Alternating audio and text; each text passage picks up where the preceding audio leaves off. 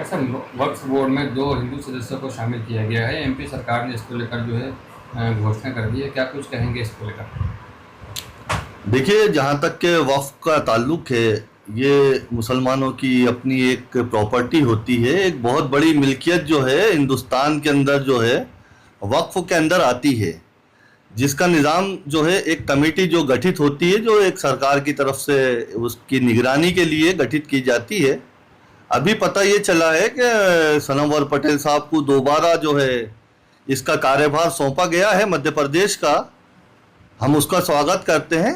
और अगर गवर्नमेंट ने सनवर पटेल साहब को ये जिम्मेदारी दोबारा दी है, तो कहीं ना कहीं उन्होंने अपनी कमेटी के साथ जो है एक अच्छा कार्य किया होगा, जिसके उपलक्ष्य में पार्टी ने दोबारा उनको जिम्मेदारी दी है। जहाँ तक के बात वक्फ कमेटी के अंदर जो है गैर मुस्लिम सदस्यों को लेने की बात है, जो 2 नाम सामने आ रहे हैं, मैं नहीं समझता हूं कि उसके अंदर किसी गैर मुस्लिम सदस्य को लेना चाहिए, क्योंकि बहुत सारे डॉक्यूमेंट्स जो है हम लोगों की जो मादरी ज़बान है उसके अंदर वक्फ के ताल्लुक से वाकिफ़ की मंशा के हिसाब से रहते हैं।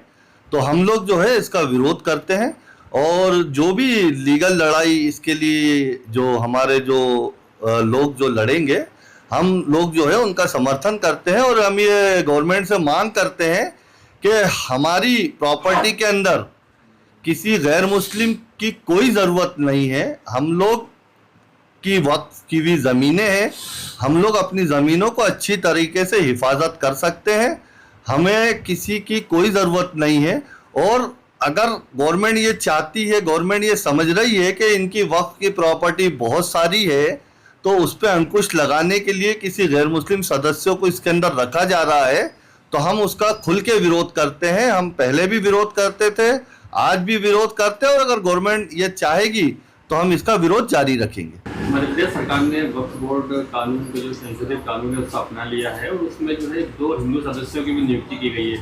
किस तरह से देखते हैं इसको? मुस्लिम समाज क्या कुछ सोच रहा है इसको लेकर? यूथ क्या बोलता है? सबसे पहली बात तो ये कि ये जो नियुक्ति है यही असंवैधानिक है। अगर आप इसको देखें तो ये पूरी तरह इस तरह से आप ले सकते हैं कि कोई मिक्स वेज बनी हुई है, वेजिटेबल ग्रेवी में, और आप उसमें नॉन वेज मिला रहे हैं।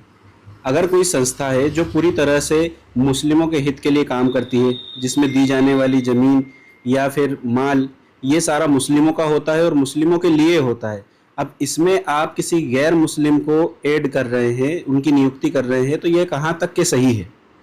अब रही बात दूसरी, इसमें जो कागजात सारे होंगे वो सारे के सारे उर्दू भाषा में होंगे।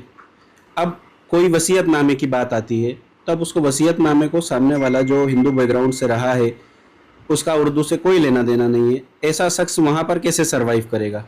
चलिए, ये तो हुई टेक्निकल बात। इसके अलावा अगर हट के देखें तो आपने जो नियुक्तियाँ की है, तो उसमें एक शख्स जो इंदौर के मनोज सर को जो लेके रखा है, तो उनका बैकग्राउंड जो है आपने सिर्फ उनको इसलिए ऐड कर दिया क्योंकि वो संघ का बैकग्राउंड है उनका।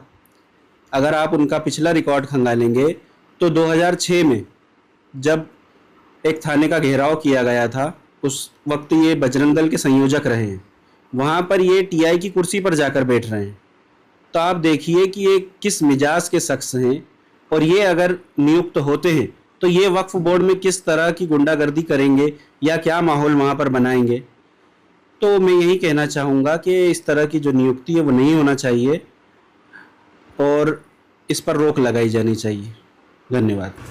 मध्य प्रदेश सरकार ने नए वक्फ कानून को लागू करने की पूरी प्लानिंग कर ली है, और इसको लेकर 2 हिंदू सदस्यों को भी इसमें शामिल किया गया। किस तरह से देखते हैं आप? पूरा आपकी जो संस्था है वो नेशनल लेवल पर इस तरह की इशू उठाती है, तो क्या कुछ कर रहे हैं इसमें, क्या कुछ करने वाले? देखिए, अभी तो बिल पास कहाँ हुआ है? बिल पास कहाँ हुआ? अभी बिल पास होना बाकी है, महामहिम राज्यपाल के पास जाना बाकी है, और ऑलरेडी उच्च न्यायालय में ये केस चल रहा है। तो इतनी जल्दबाजी क्यों? और मतलब मुझे आश्चर्य नहीं हुआ है कि 2 सदस्य या 3 सदस्य जो भी उन्होंने लिए हैं, ये अल्लाह की प्रॉपर्टी है और ये अल्लाह के बंदों की है। अब अल्लाह के बंदे आप अपने आप को मानते हैं तो बहुत अच्छी बात है, और नहीं तो जिस हिसाब से चल रही है सत्ताधीश और सत्ता बैठी हुई है, तो वहाँ तो बस यही कह सकते हैं कि खुल जा सिमसिम याद है किसको, कौन कहे और कौन सुने, गूंगे बाहर चीख रहे हैं, बहरे अंदर बैठे हैं। पहले से ऑलरेडी हमने ये तैयारी कर चुकी है उच्च न्यायालय की, और ऑलरेडी पुट अप है ये केस। आगे देखते हैं क्या होता है। वक्फ बोर्ड में 2 नए हिंदू सदस्यों को अपॉइंट किया है, किस तरह से देखते हैं, समाज जो है इसको लेकर क्या कुछ सोच रहा है?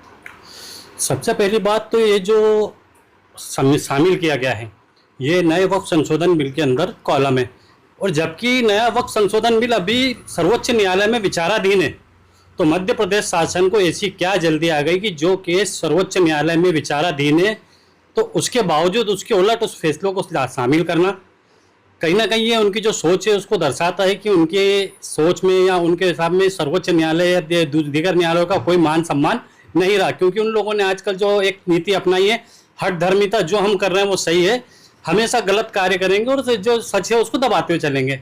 और सबसे मेन चीज़ जो है कि जो मनोज मालपानी जी इंदौर वाले जिनको लिए गए हैं कि उनके ऊपर ऑलरेडी रियल इस्टेट कारोबारी और कई जगहों पर भूमाफियाओं जैसे प्रकरण उनके ऊपर पंजीबद्ध है या उनके ऊपर आरोप लगते रहे, तो ऐसे व्यक्ति को वक्फ में शामिल करना क्या उन्हें लूट के लिए खुली छूट देने के बराबर नहीं है?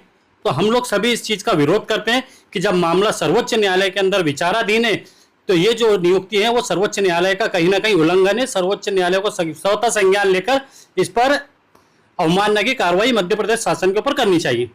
आपके राज्य की खबरें, आपके शहर की खबरें सबसे पहले जानने के लिए देखते रहें अमर उजाला। चैनल को सब्सक्राइब जरूर कर लें और पाएं हर अपडेट।